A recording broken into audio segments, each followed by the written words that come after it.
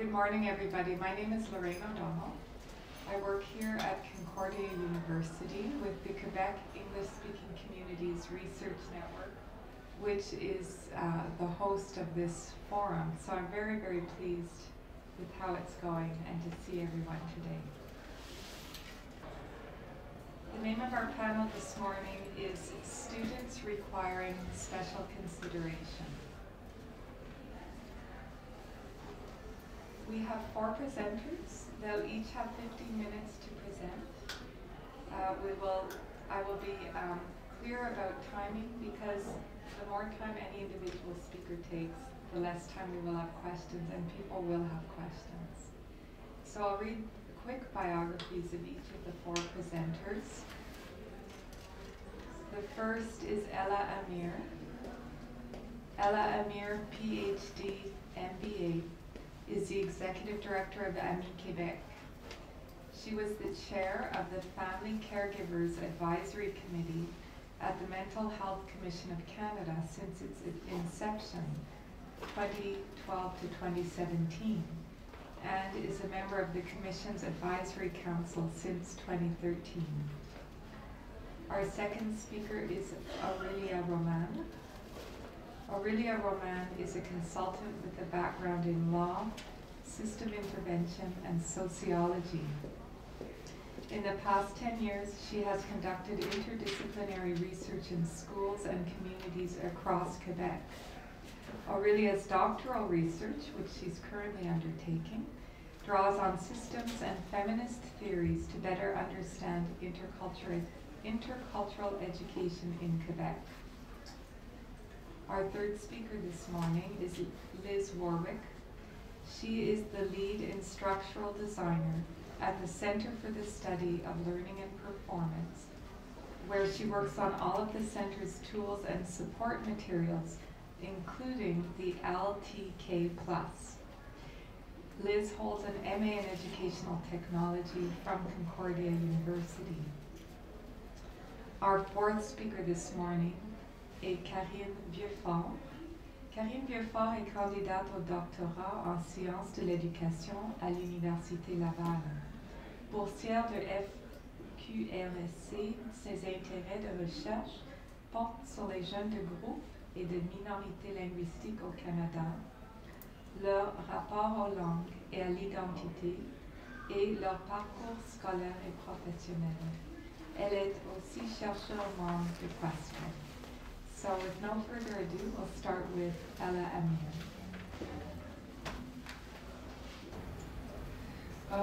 My motivation, first of all, I would like to thank the organizer of these conferences inviting me to speak a little bit about young carers. It suggests to me that at least some people feel that it's a worthwhile topic to talk about. My motivation to talk to you about it is my conviction that not doing nothing will be much more costly than doing something. And this is apart from our, I believe, moral and humane obligation to address the needs of people with different needs, regardless of the economical cost. I agree with the program director of the Hospice Toronto program that say that if we continue to look the other way and not address the impact caregiving has on youth now, we will have to deal with it down the road as secondary users of physical or mental health care systems. So talking about young carers today in this conference, I think that is particularly timely and appropriate because youth or young carers spend most of the time either in school or at home. So I believe that it is crucial not only to recognize their predicament, but also recognize that taking programs for young carers into the school may be the best way to reach out to this group. Okay, so who's a young carer? Young carers is anyone, typically under the age of 25, providing substantial unpaid caregiving to a family member who is in exceptional need. Short or long term, including an illness, disability, mental health issues, addiction, language or cultural barrier, or other unique situations. The prevalence, and I'll try to go very quickly over it, so hopefully we'll have some time for discussion later. But according to Statistics Canada from 2012, in 2006, there were 1,000,018 youth from 15 to 25 years of age who were providing some level of unpaid care to family members with a chronic illness, disability, mental health, or substance use issue, and or problem related to old age. This represents an increase of 13.5% from 1996. So I think that it demonstrates the seriousness of this issue. What have we done in Canada or in Quebec? Very little. Despite the central role young carers occupying public policy and social service programming in other countries, very little attention has been paid to this youth in Canada, with no dedicated policies acknowledging their care work. So just to give you a sense of what's happening in other countries, the 2007 global analysis on national levels of young care awareness ranges from emerging to advanced. So for example, Sub-Saharan Africa holds an emerging position where there is a growing interest in young carers. USA is, in contrast, holds a preliminary position, and there is a growing body of research that is dedicated to local services.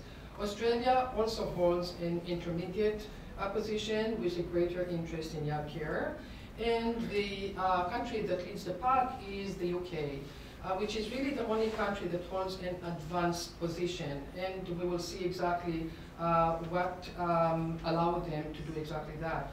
Canada would fall in the preliminary stage due to very little national awareness and no dedicated legislative support. And I'll go very quickly over the very few programs that do exist in Canada. I think that it will make the case very clearly. So the young carer movement in the UK started really in the 90s, and it's really in the 1980s, and it's really in the 1990s that the movement has been growing and has been growing since. So what did the UK do that others have not done?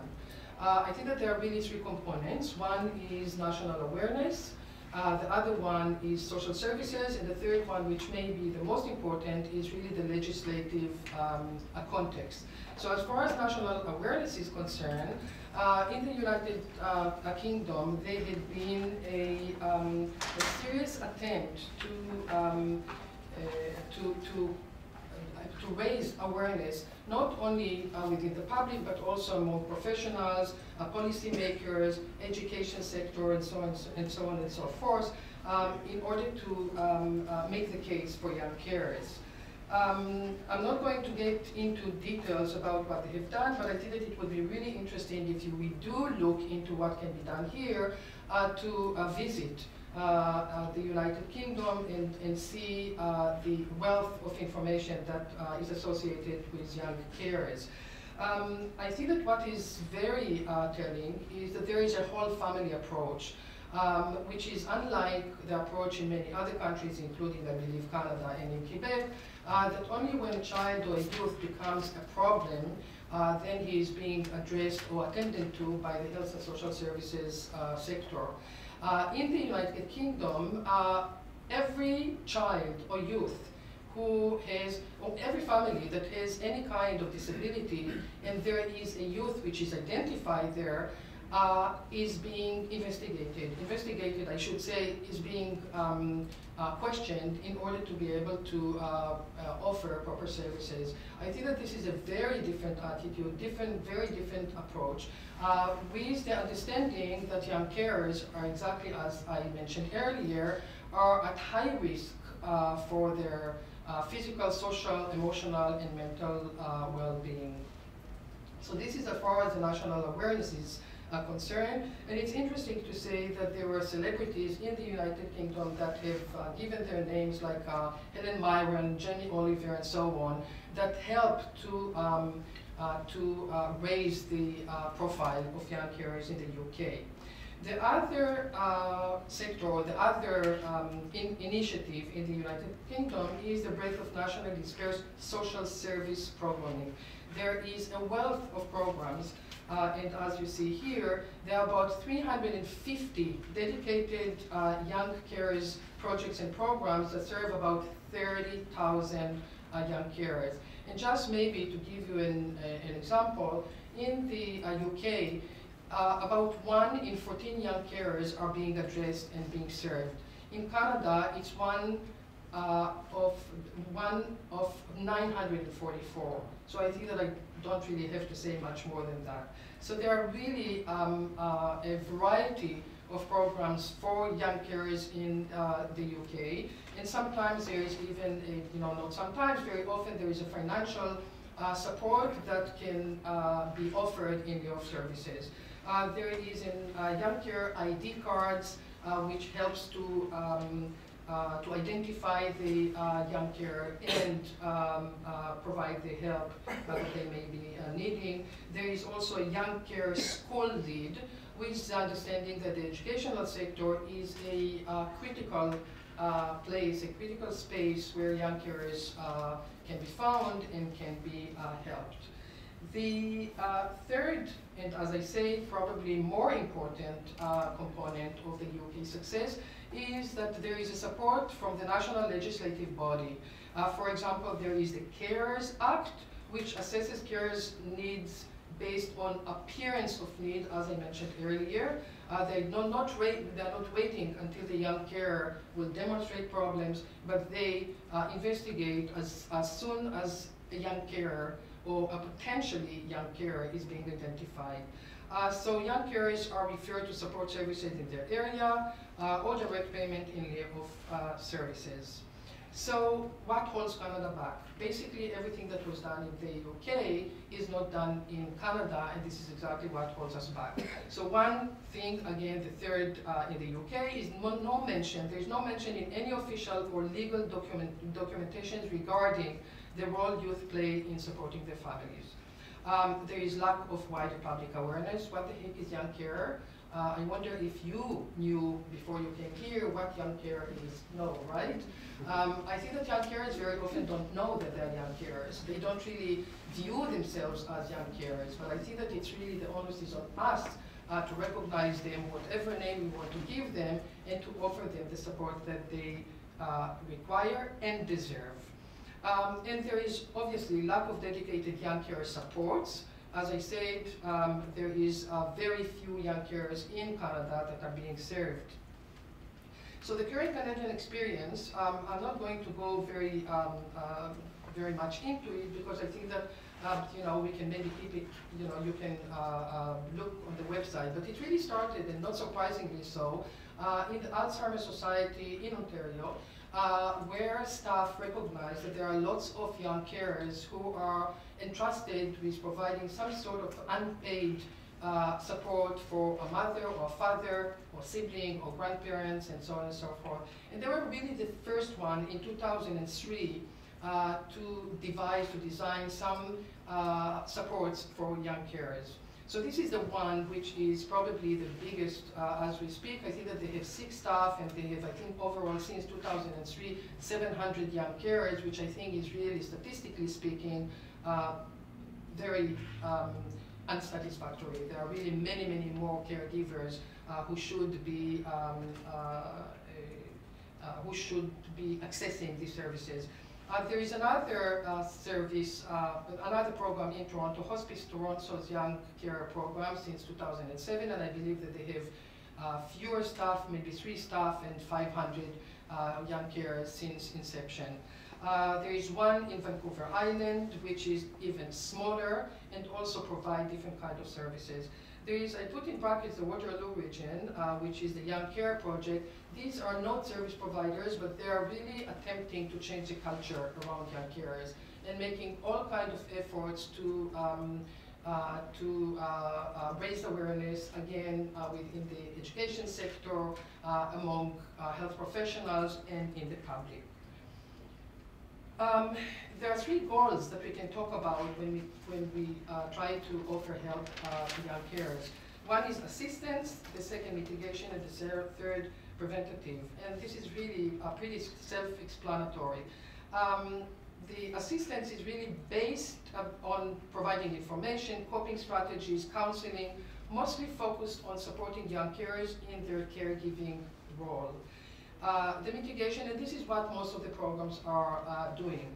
The mitigation-based strategies are trying to reduce the caregiving responsibilities and the intensity of the caregiving, provide respite, including education, training, and employment assistance, financial support, and so on. The preventative strategies, which are even more complex, are trying to avoid entrenchments of the caregiving role and associated negative outcomes in school, employment, health, and well-being.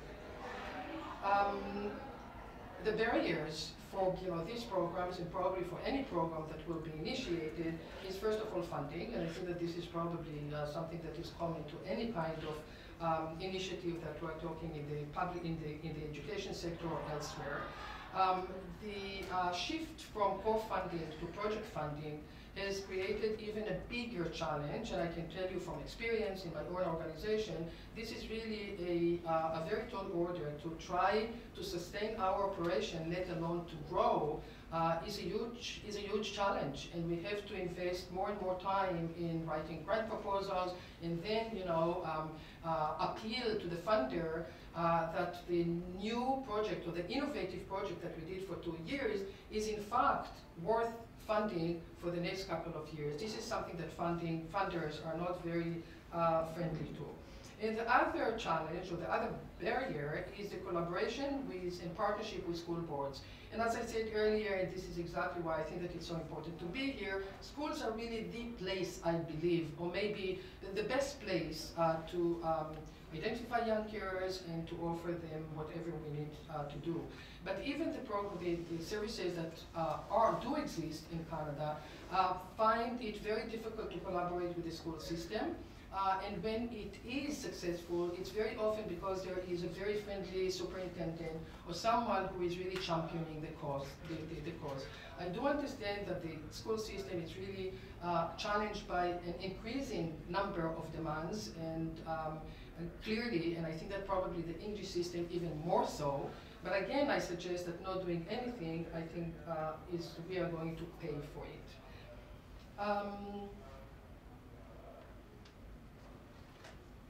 Okay, I think that this is pretty, self-explanatory. I didn't say it earlier, but I think that it's clear that what are really the challenges for young carers. It's first of all the identity, and as I said, very often they don't even identify themselves as young carers. They are just teenagers or children who want to play in the yard with their friends, and very often they can't do that. Emotion, stress, self-care, very apparent. Relationships with family, friends, and others is another issue. And of course, when they enter the world after school, employment, healthcare, and so on and so forth, is an issue.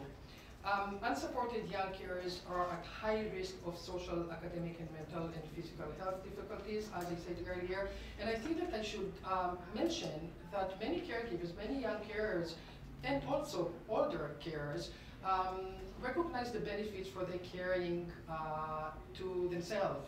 There is a growing empathy, there is maturity, there is a bond with the care recipient, and there are really lots of positive outcomes to caregiving.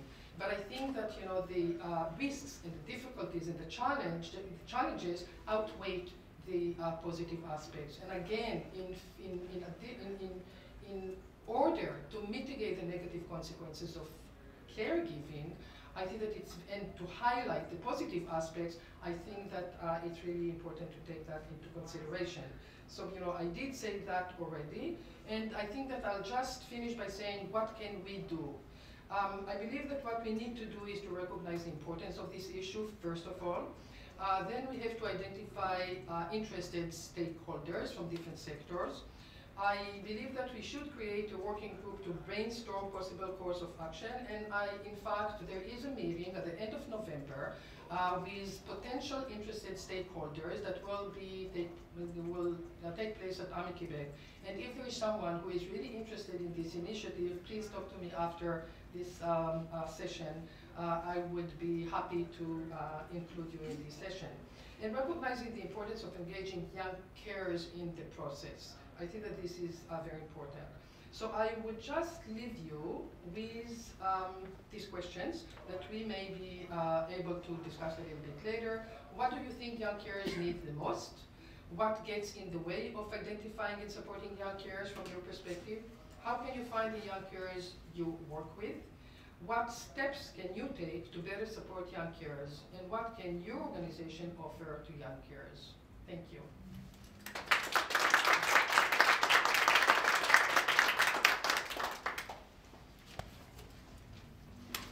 Thank you, Ella Amir.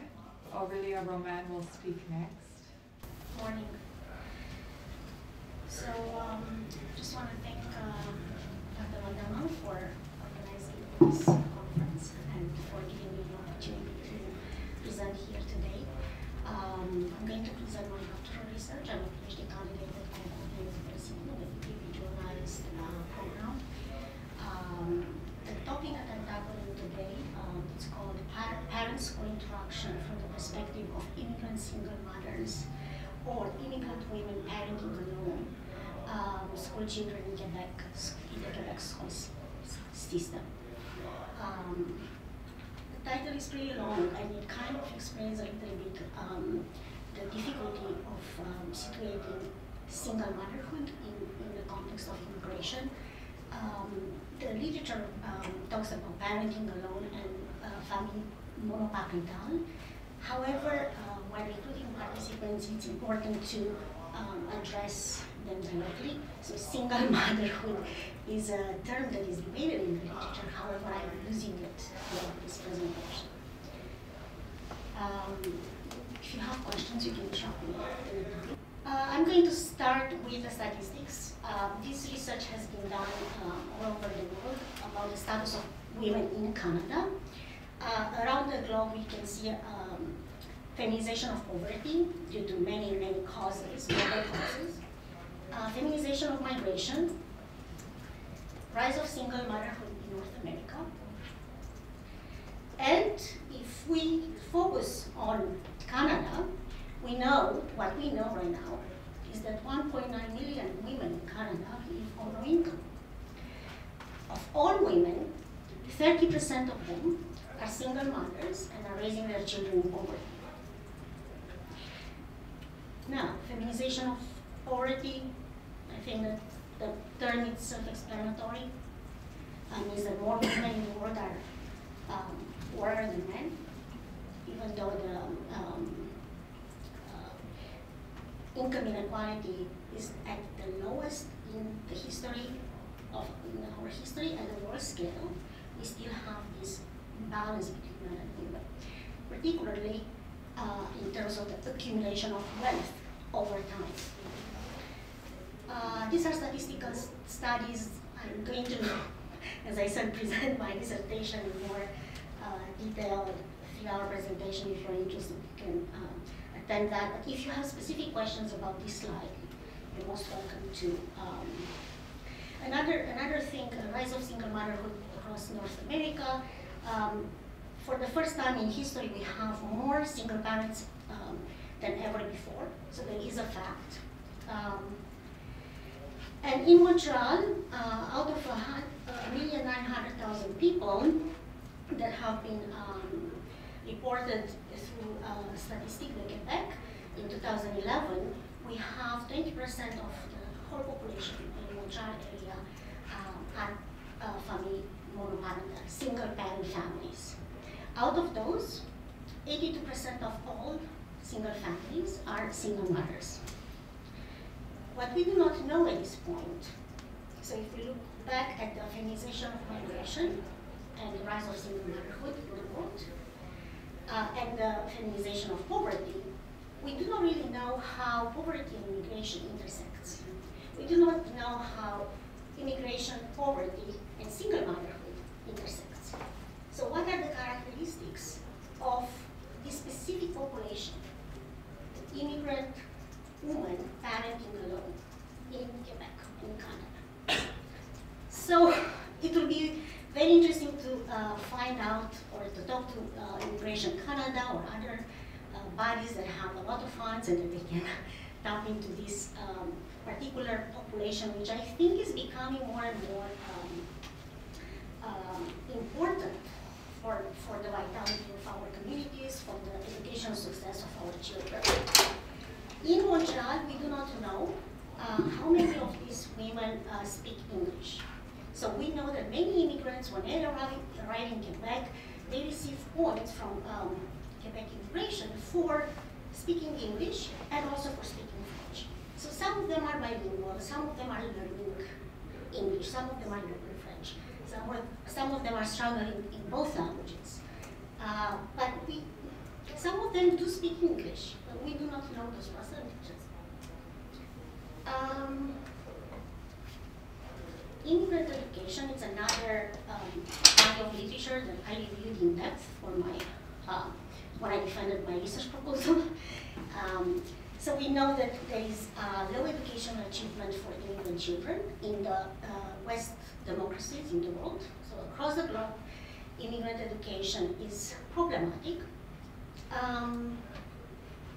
Immigrant children perform less in school. They have lower graduation school, high school's diploma when compared to the students born in the country of origin. So we have United States, Canada, Germany, France. Across the board in Western democracies, we have less, a lower performance of immigrant children. In Canada, in 3 provinces, Quebec, Manitoba, and Saskatoon, we have significantly lower levels of educational performance of immigrant children. And in Quebec in particular, we have an acute immigrant performance disadvantage. In other provinces, on the other side, we have immigrant children outperforming the native born children. So this is what we know about the immigrant educational performance in Quebec. They're just snapshots.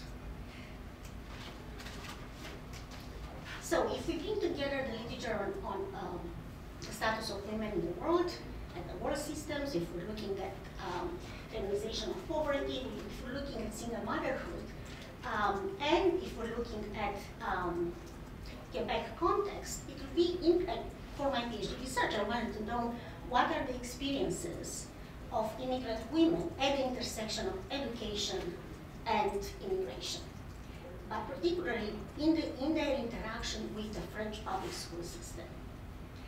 So my study is a qualitative study, qualitative research. I'm a qualitative researcher. And I'm looking at Quebec context and immigration education policies. I'm analyzing accueil d'intégration documents that are published on Commission Scolaire de Montréal en français.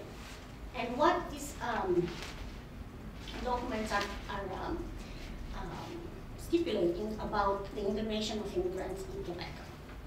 So for that part, I conducted policy analysis overview.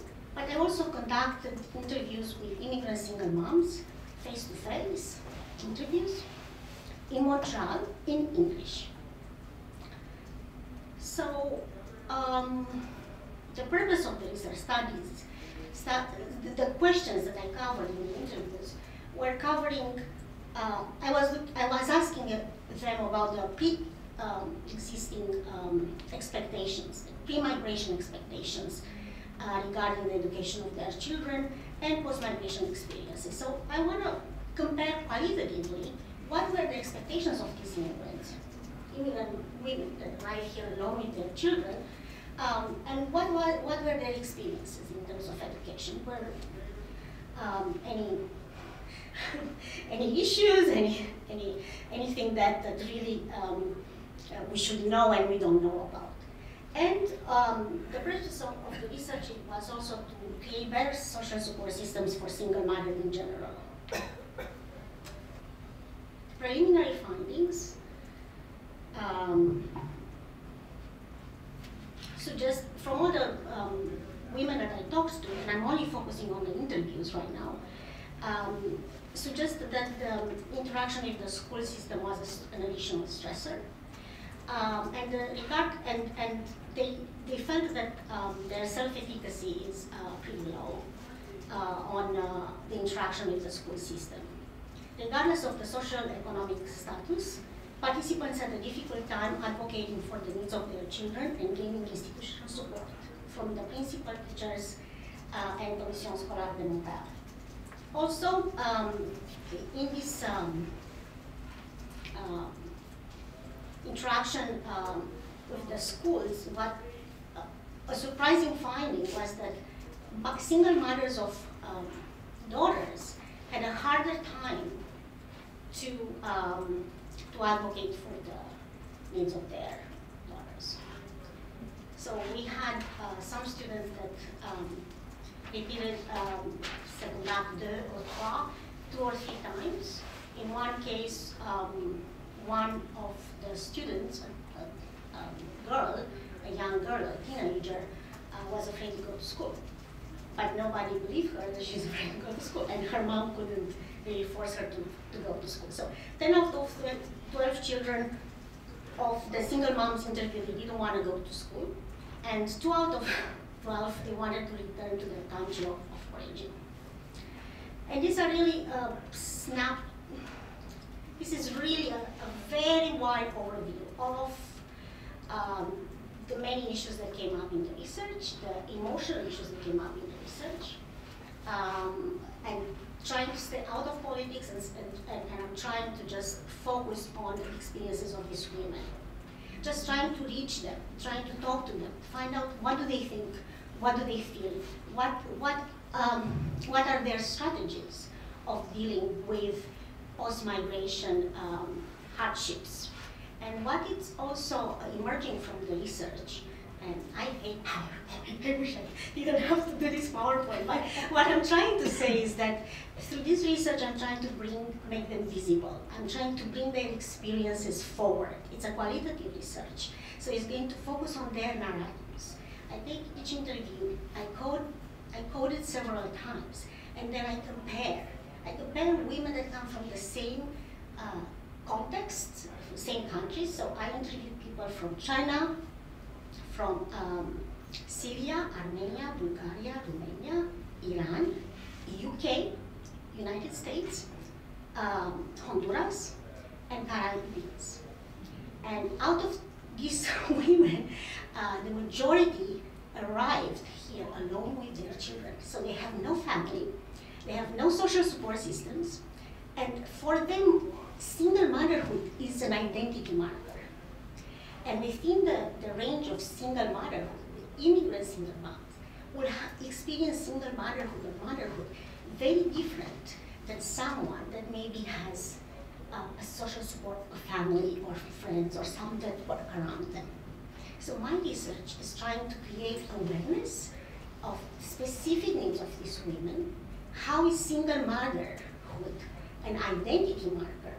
So we're looking at immigrant women, but we also have single motherhood at the same time. So we can see that these women, are immigrants, and single moms. And the intersection of these identities, it's constant, and it's moving through time and space. And at the same time, they have their own cultures and values and so on and so forth. So it's a complex system. I'm looking at various levels. I'm looking at the world system analysis. I'm looking at schools as ecosystems, the interaction between parents and teachers. So there is a systems thinking framework in there. But it's also the intersectional analysis of these lived experiences.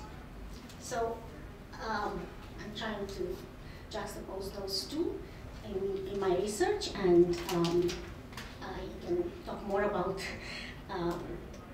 their experiences if you're interested. I knew that I'm going to have a very wide audience, so it was a hard thing to do, to focus. So if you have any questions, please do ask me at the end. Thank you.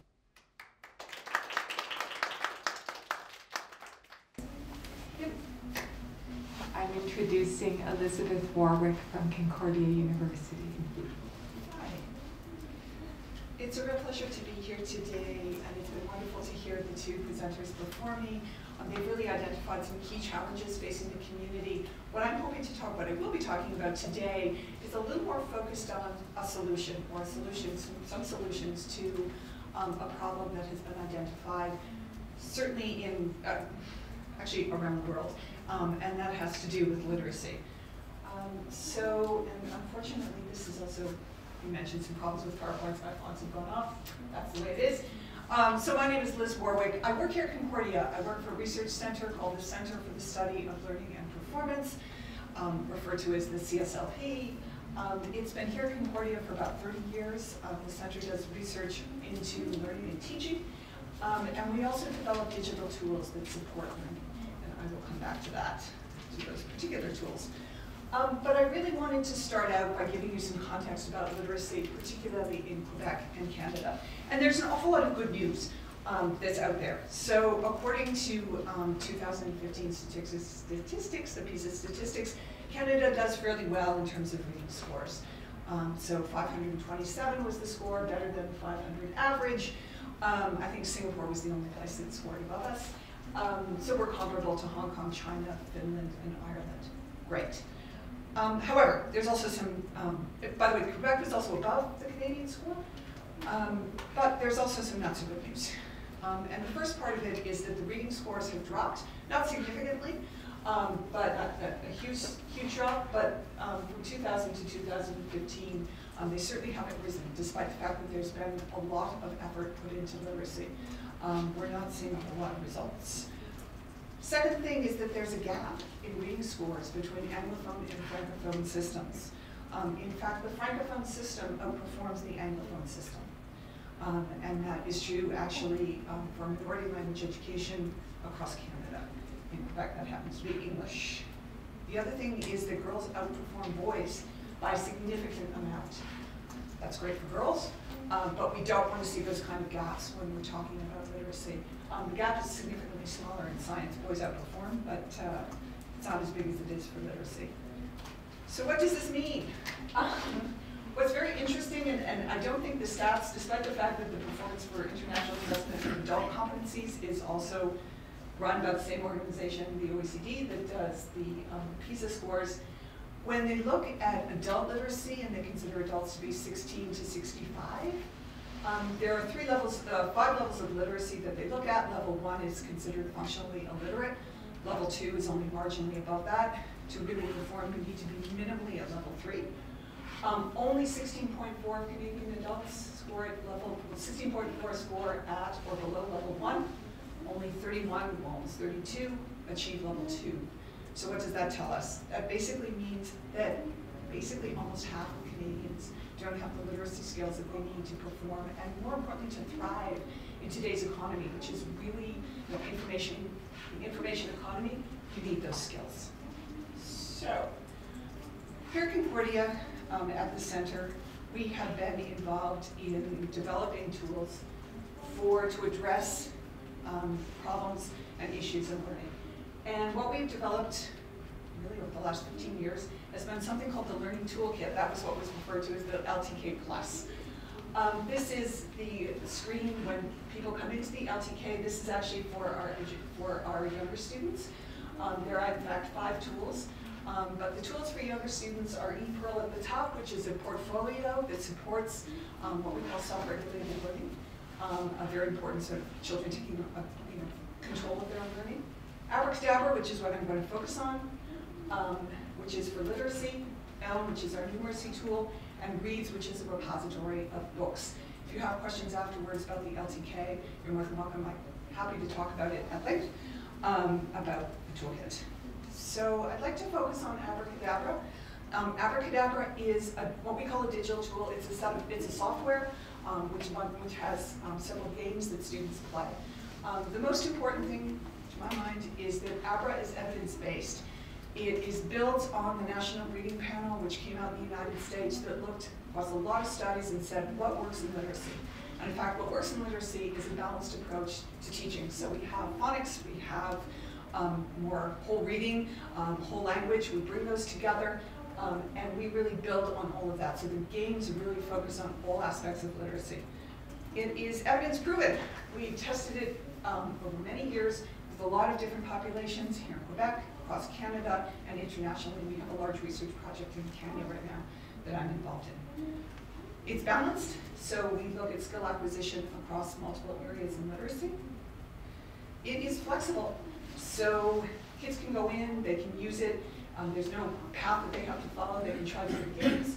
And it can be used in classrooms, in labs, it can be used at home. So it's very easy for students to use. It's differentiated, and I'll get into that a little bit more, so on multiple levels. There's a lot of embedded support. It's available free of charge.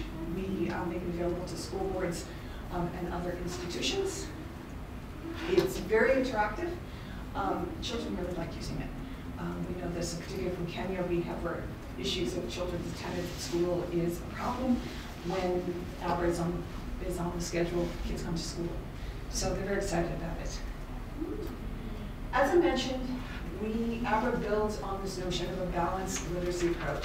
So we cover skills in 4 areas. Alphabetics, which is really understanding more than phonics, it's about phonemic awareness, it's about knowing that the word bat is made up of 3 sounds, b, a, t, t, and so that makes bat. Fluency, which is really about being able to read, comprehension, understanding, and some writing. So this is an example of when students go in, what they would see. Sounds, letters, and words is our alphabetics, reading, fluency, understanding the stories, comprehension, and writing. And so what students do is they can choose from the skill that they want to focus on, or the teachers ask them to focus on, or they can choose from a variety of books.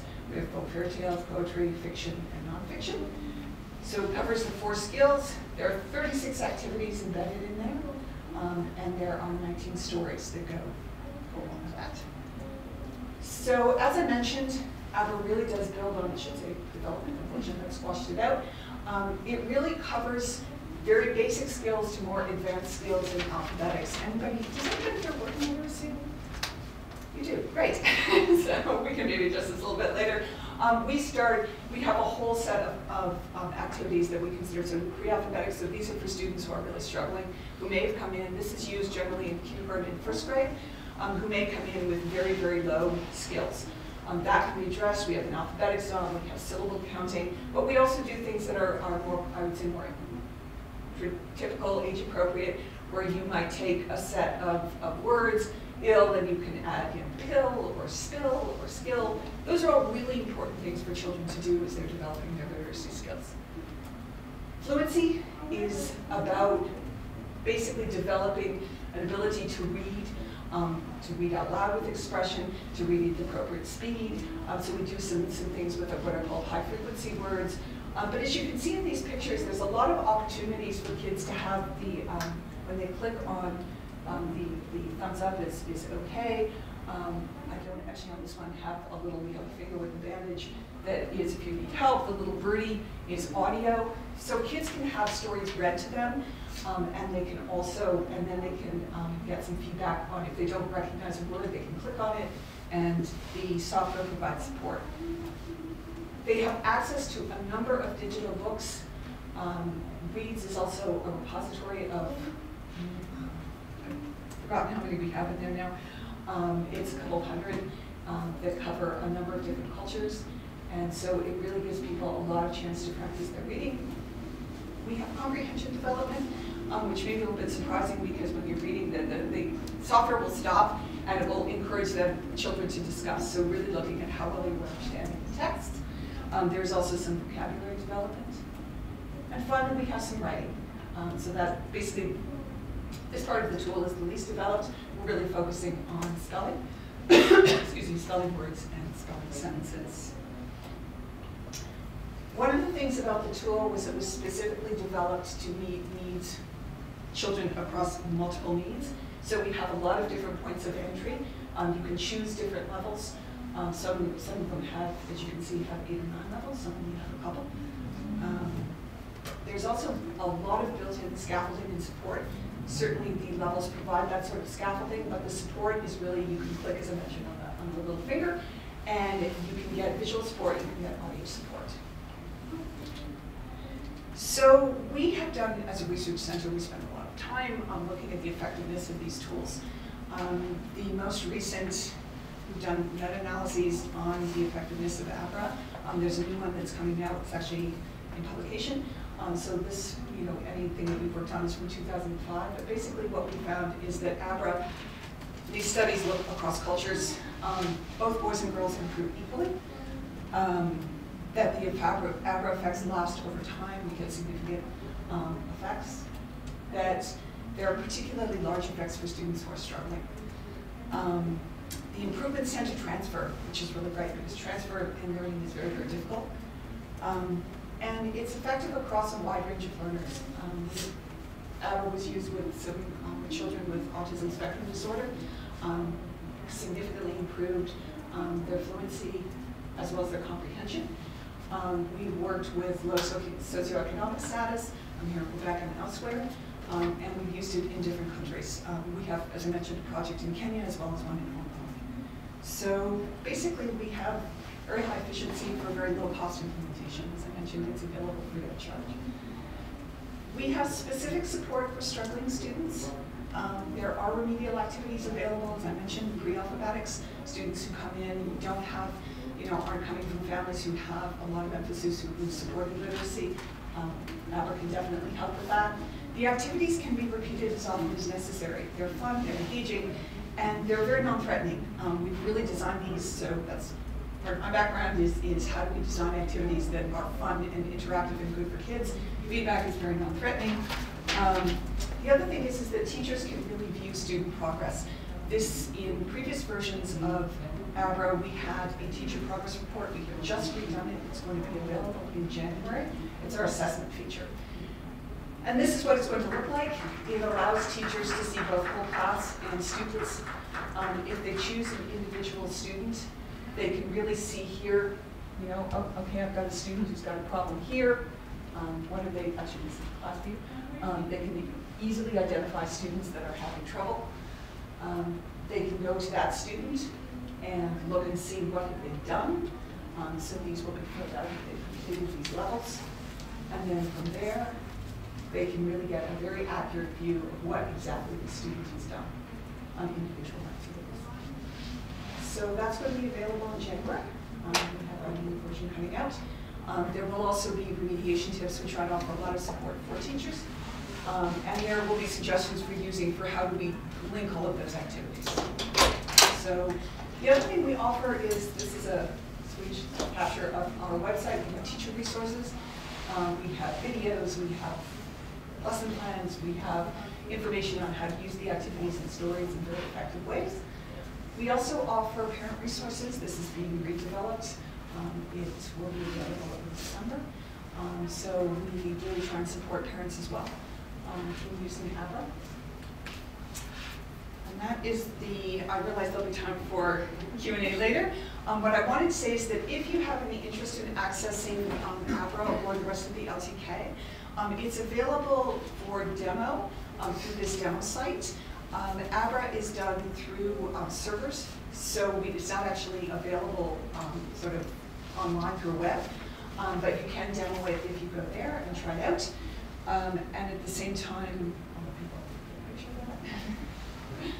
and then if you have other questions, you're more than welcome to contact me. I'm here at Concordia. The next slide will show more contact information. And yeah, so there we go. Thank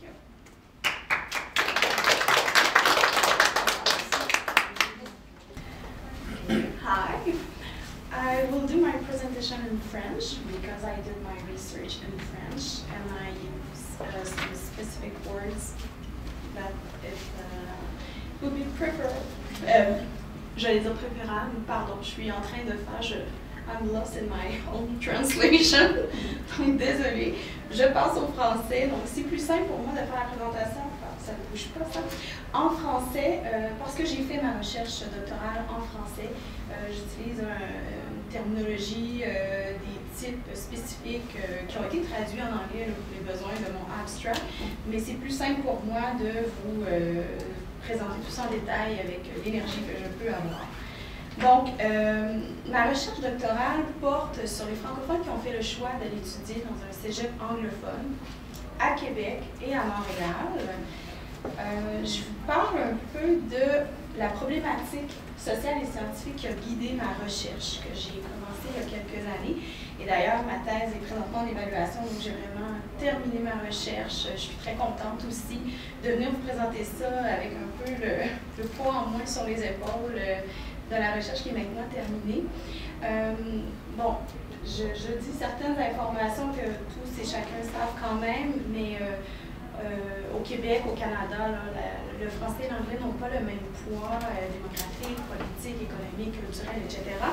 Et dans ce sens, au Québec, en 1967, on a adopté la loi 101 qui permet vraiment de protéger la langue française, qui oblige aussi à la scolarisation primaire et secondaire dans les écoles publiques et privées subventionnées, donc qui oblige à la scolarisation en français pour les élèves, à l'exception de ceux de la minorité anglophone historique. Est-ce que vous m'entendez bien? Oui? Oui? OK. Il y a comme un écho étrange pour ça de mon côté, mais parfait. Alors, au post-secondaire, il y a un libre choix. Donc, quand on va au cégep à l'université, on peut choisir la langue dans laquelle on va faire nos études. Et moi, c'est ce qui m'intéresse plus particulièrement. Et plus particulièrement, c'est même le cégep, parce qu'on voit aussi que cette question du libre choix aux études supérieures crée un débat récurrent dans les sphères politiques, publiques, jusqu'à tout récemment aussi avec les élections, c'est revenu sur la table. Moi, pas que ça me fait rire de manière méchante, mais c'est cyclique en fait. À chaque élection, on reparle de est-ce qu'on devrait mettre la loi 101 ou pas au cégep, parce qu'il y a en fait deux grandes positions, soit qu'on privilégie de maintenir le libre choix, donc l'accès pour tous, ou certains autres acteurs craignent une anglicisation par le passage au cégep anglophone et ils souhaitent qu'on prolonge la loi 101 au cégep. Et le portrait statistique, c'est difficile de faire vraiment un topo statistique de ce qu'il en est de la situation. Donc, qui va au cégep anglophone selon la langue maternelle, selon la langue de scolarisation secondaire, selon les indicateurs, ça varie. C'est quand même assez faible, mais on voit quand même qu'avec la langue maternelle et la langue de scolarisation secondaire, il y a quand même une légère augmentation dans les dernières années auprès des populations allophones et francophones. Et sur le plan scientifique, la question du passage vers le cégep anglophone a vraiment été étudiée beaucoup plus sur pourquoi on va au cégep anglophone. En fait, il y a quelques recherches qui ont porté sur les raisons, un peu sur l'expérience. Très peu de recherches ont porté sur qu'est-ce qui en retourne une fois que finalement ces étudiants ont passé par le cégep anglophone. Donc là, j'entends ici les étudiants qui ont fait le choix de passer du secteur français vers le secteur anglophone. Et ma recherche doctorale a donc tenté de documenter cette question auprès plus spécifiquement des francophones, parce qu'aussi la littérature porte presque uniquement sur les allophones ou les jeunes issus de l'immigration. Très peu de choses ont été faites sur les francophones.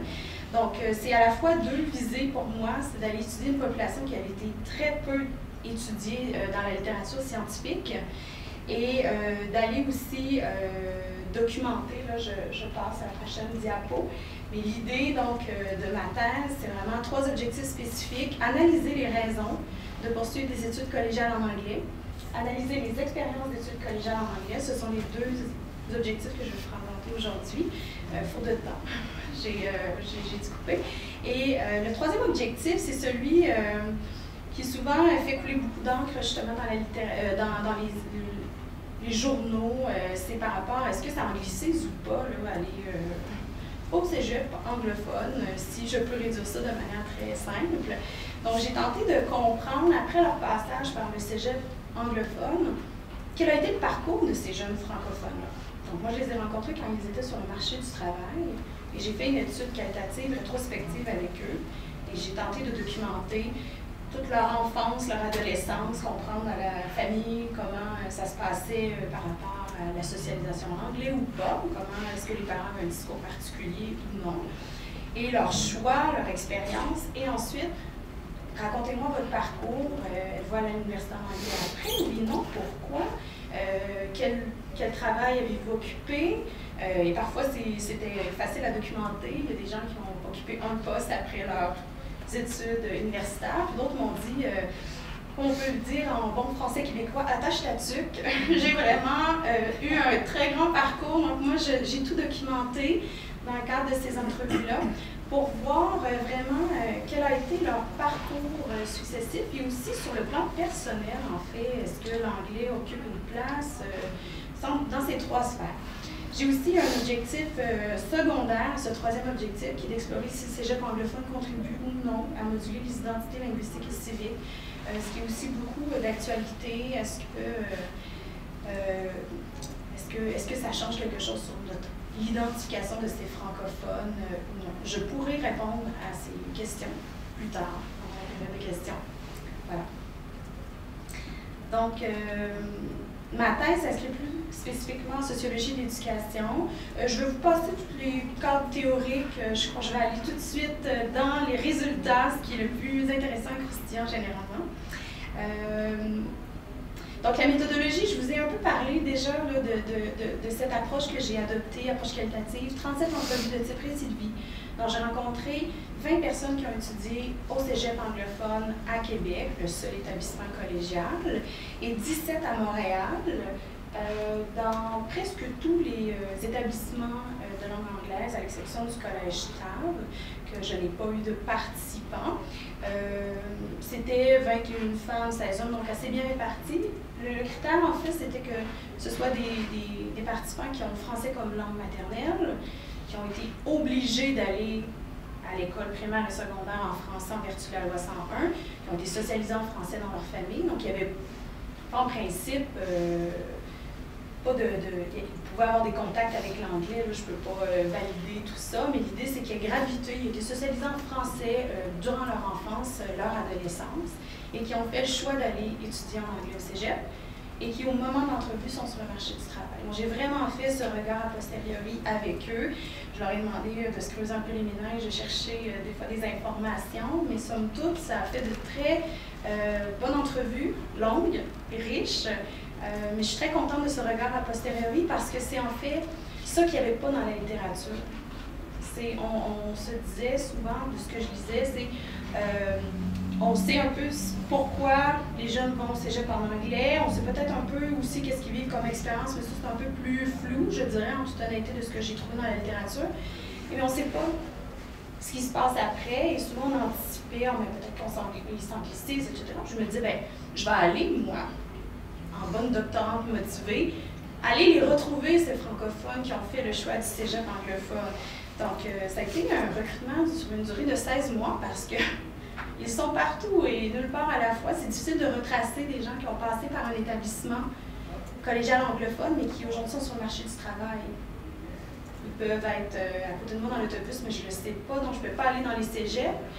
J'ai vraiment tenté plusieurs méthodes pour recruter. J'y suis parvenue, je suis très contente, mais ça a été aussi un bon défi. Donc, mon premier objectif dans cette thèse, c'est celui sur le choix du cégep anglophone. Pourquoi on décide d'aller au cégep anglophone? Moi, c'était vraiment la question que je leur ai posée. Quand on était rendu à cette section de l'entrevue, explique-moi pourquoi tu as décidé d'aller au cégep anglophone. Bien sûr, j'ai creusé différents éléments, mais l'idée, c'était de les laisser parler, différents discours. Au terme de mes analyses, en fait, j'ai réussi à faire émerger 3 grands types de choix. Pourquoi les francophones que j'ai rencontrés, donc je mets souvent en face, c'est 37 personnes que j'ai rencontrées, je ne généralise pas du tout, mais c'est à la lumière de mes données. Il y a un premier choix, un choix stratégique. J'imagine ici que personne n'est très surpris. Donc, c'est vraiment des francophones qui étaient très dans une perspective calculée, stratégique. Ils savaient très bien qu'en allant au cégep en anglais, ils allaient apprendre l'anglais, que l'anglais allait leur donner une valeur sur le marché de l'emploi. Donc, certains, c'était très clair. On dit, je savais très bien, à 16 ans, que moi, je voulais faire tel métier. Je savais que le meilleur chemin pour y aller et me démarquer face à d'autres candidats ou pour faire la carrière internationale que je souhaitais, c'était par l'anglais. Donc, ils étaient très conscients déjà à cet âge, à 16 ans, j'ai trouvé très allumée. Ça va si vite. Donc, voilà, choix de développement personnel. C'est étonnamment, si on peut dire, parce que oui, on pense souvent à la logique stratégique, le choix stratégique, mais le choix de développement personnel a été le choix le plus nombreux, si on peut dire, dans mon corpus. C'est des gens qui ont vraiment fait le choix d'aller au cégep anglophone pour développer leurs connaissances en anglais, mais il n'y avait pas le côté calculé, stratégique, machin emploi. Je ne savais pas en tout ce que je voulais faire plus tard comme emploi, mais moi j'avais le goût d'être bilingue, de pouvoir parler bien anglais, puis d'être plus à l'aise. Ça se liait aussi à un désir d'ouverture face à d'autres cultures et se donnait aussi un défi. Donc, des fois, il y a vraiment un défi personnel. Donc, plusieurs m'ont dit que c'était pas pour être meilleur que telle et telle personne. Non, c'était moi pour moi de me dire, hey, je laissais pour pire, ça ne fonctionne pas, je retournerai étudier en français, puis ça aurait été une expérience. Donc, voilà. Et j'ai vraiment aucun participant qui m'ont, comment dire, en lien avec ma théorie, qui m'ont parlé vraiment de...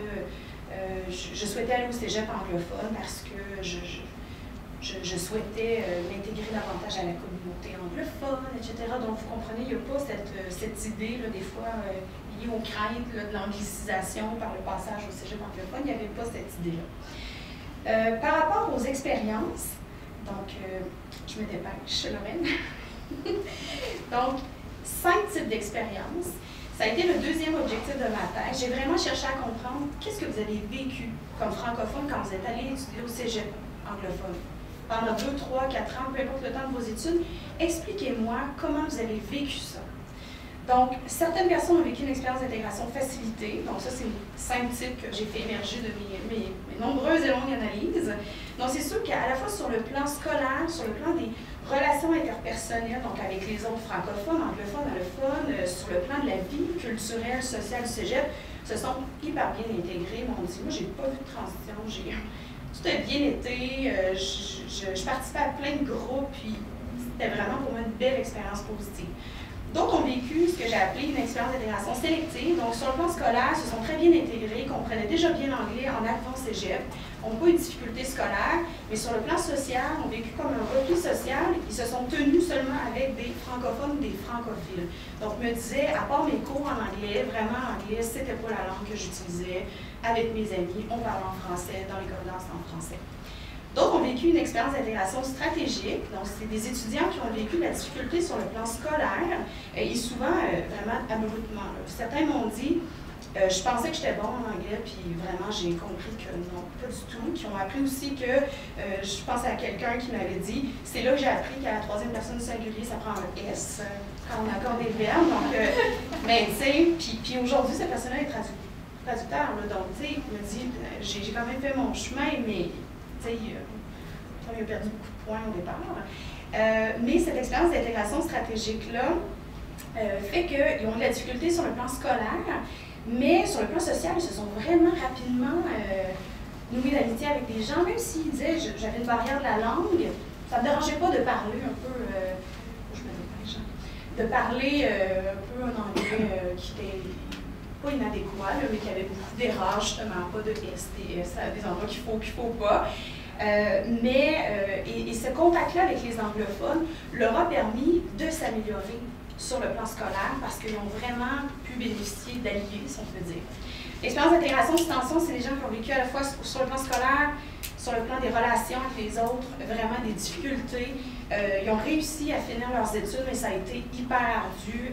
Ils ont déployé plein de stratégies, ils ont fait appel à plein de services, mais ils m'ont dit c'était vraiment d'arrache-pied. Il a fallu vraiment que je bosse pendant 2-3 ans, puis ça a été très intense. L'expérience de rupture, comme elle le dit, c'est des gens qui n'ont pas réussi à finir leurs études, qui ont quitté, perte de sens face à leur raison d'être au cégep. Voilà.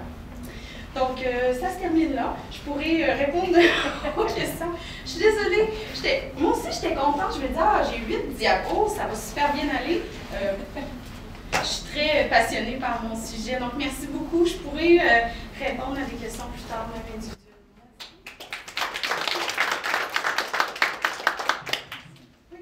Does anybody have a question? One from the I back. have a question for Karine Dufort. I'm a CEGEP administrator. There's some CEGEP teachers here. What can we do to support francophones who come to English CEGEP? Oui. Est-ce que ça va, je réponds en français? Oh, Mais aucun problème. Ben, en fait, c'est ça. Ça, c'était mon contenu dernière diapo. Les étudiants francophones qui ont éprouvé beaucoup de difficultés, ils sont quand même nombreux là, à avoir trouvé la marche assez haute, m'ont quand même dit que ce qui les a beaucoup aidés, ce sont des services déjà en place. Les centres d'aide en écriture, bon, des fois, une forme d'aide individualisée, de tutorat, là, avec d'autres étudiants qui sont meilleurs qu'eux. Donc, je dirais que je crois que les services qui sont déjà en place sont extrêmement aidants. Et ces étudiants-là m'en ont parlé vivement en me disant « ça m'a sauvé vraiment de quitter là. » Donc, les centres d'aide en écriture, entre autres, ça, c'est revenu très, très souvent. Parce que, bon, c'est peut-être un outil qui demandait de finir leur texte plus tôt, de les remettre, de les faire corriger, etc. Mais ils ont appris comme ça.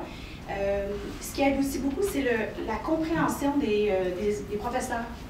Donc, plusieurs m'ont dit, je suis allée voir le professeur, je lui ai dit, regarde, je suis perdue.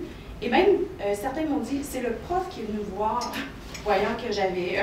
Une me dit, voyant que j'avais vraiment une ligne là, blanc, là, puis elle m'a dit, regarde, je comprends très bien le français, tu peux répondre à tes examens en français. Quand tu te sens à l'aise, tu passes par... fais la transition vers l'anglais.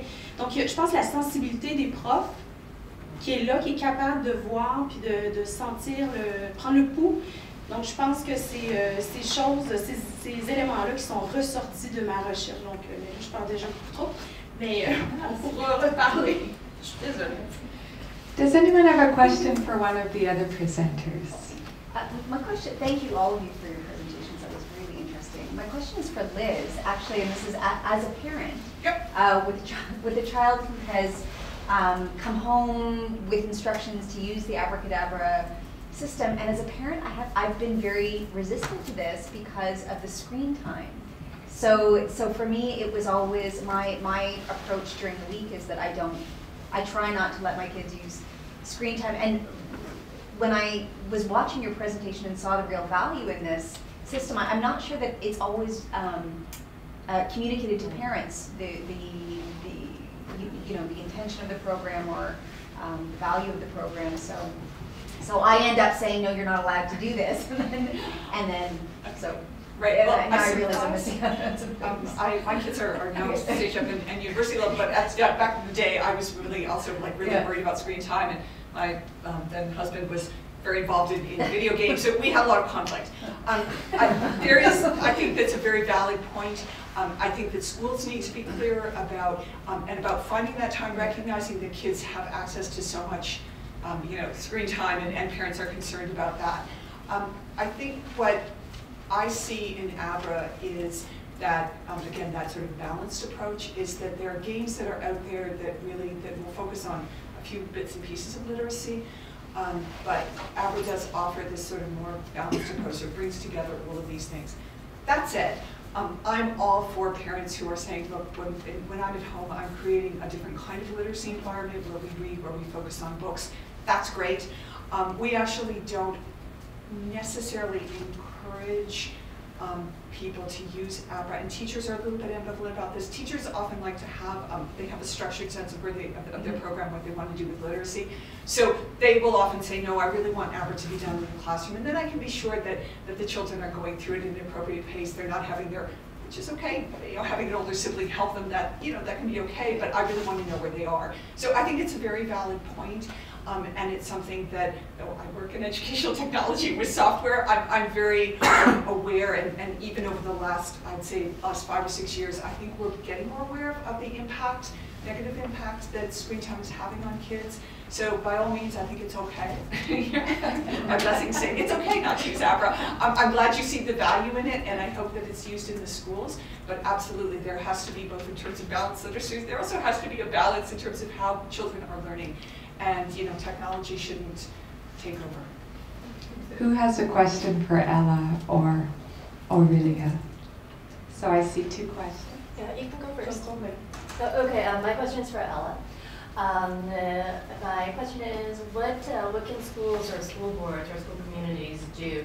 Yeah, I know with your presentation you left us with a lot of recommendations of creating working groups, looking forward, but in your experience, in your research, what are some of the best practices of things that we can do right away? Do you have any suggestions or recommendations for that? Well, you know, so far there's really nothing that has been done to my knowledge in Quebec in the school system. And I have to say that I had a contact with someone in the Center of Excellence for Mental Health. And what the message that I received is, well, you know, when there is a problem, the child is being attended to by guidance counselors, social workers, psychologists, etc. And what I said is, I think that we have to address these kids before they become a problem. I think that, you know, with all the statistics that we have, we know that about 12 to 15% in each classroom are young carers. And I think that the first thing that school boards and school teachers have to recognize is that this is an issue. This is really an under-recognized and obviously underserved population. As I said, there is really nothing done so far. And as I said also, we are going to have a meeting at the end of November where school representatives are going, school board representatives are going to be on board. And it is my hope that this will be just the first step to raise public awareness and to impress on the school, on the education system, the sector, that this is really, their leadership is really required in order to, you know, to address this issue.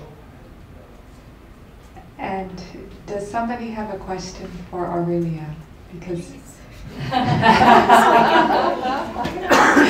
yes. I just wanted to know, when you were doing your research and you mentioned the CSVM, did you have any other French boards that you worked with, and did you see a difference? Because that was something that way back the education minister in 2010 underlined, that there was a difference between the Anglophone system and the Francophone system. And at that time she urged, it was Madame Beauchamp, urged the Francophone system in a room of 900 educators for them to seek out an Anglophone educator and have them in their group to share. And ever since then, it opened the door that there is a recognition that we do things differently, and to seek our expertise, I would say, in that way. But I was wondering, within the French system, because I know different boards, and having been at the school board level with many of the different boards, Anglophone and Francophone, I know there's different levels and different realities within the boards.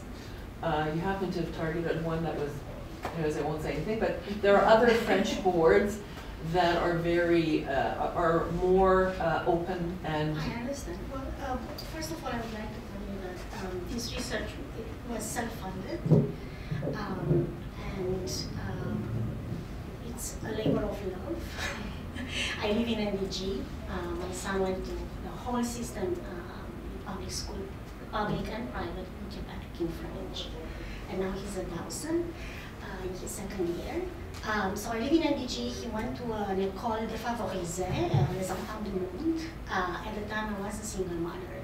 And at the time I was completely alone, coming from Toronto as a Canadian citizen to Montreal to do my graduate studies. It took me a long time. I'm in my 6th year of my PhD right now. So that's a little bit of the lived experience of immigration. So it was a labor of love in a sense that I wanted to know how other single mothers, what were their strategies, that what was their cultural capital, what was the strategies that took the bulldoze their children through the school system and help them graduate.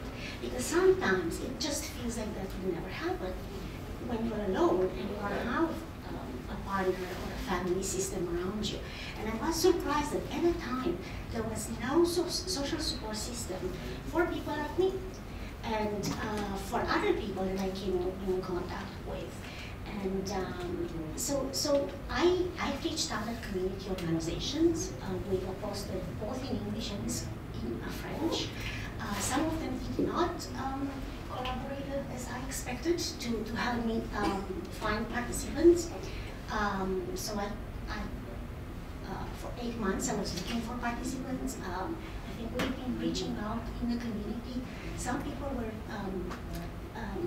very helpful in the sense that they were distributing the posters and so on, but there was a little bit of attention around trying to recruit immigrants in English to have an interview face-to-face in a room just by ourselves, like creating connection and support for each other,